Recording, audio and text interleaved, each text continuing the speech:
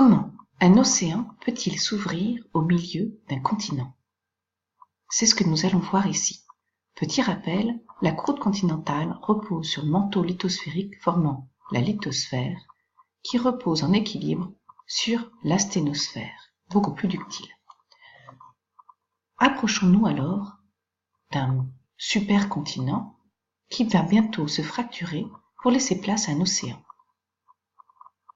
Nous voici sur la croûte continentale qui repose sur la lithosphère. Tout commence par un mouvement de divergence, d'extension.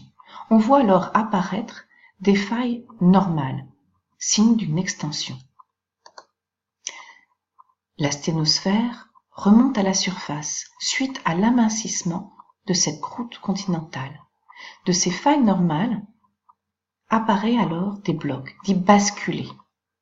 Nous sommes au début d'un rift, un bassin pouvant alors accueillir de l'eau.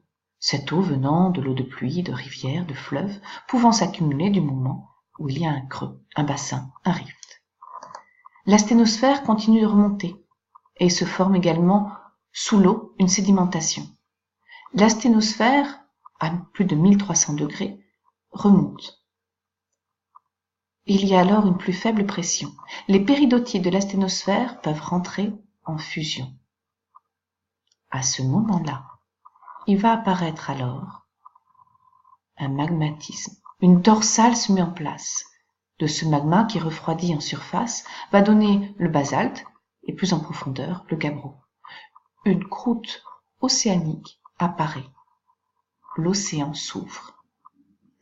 De part et d'autre de cet océan restent les traces de cette ouverture, de ce rift, sous la forme de ce que l'on appelle une marge passive, que vous voyez ici, de part et d'autre de l'océan.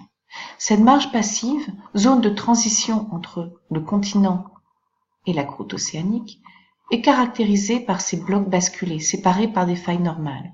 Il existe également une sédimentation sur ces blocs qui permettent de dater l'ouverture de cet océan.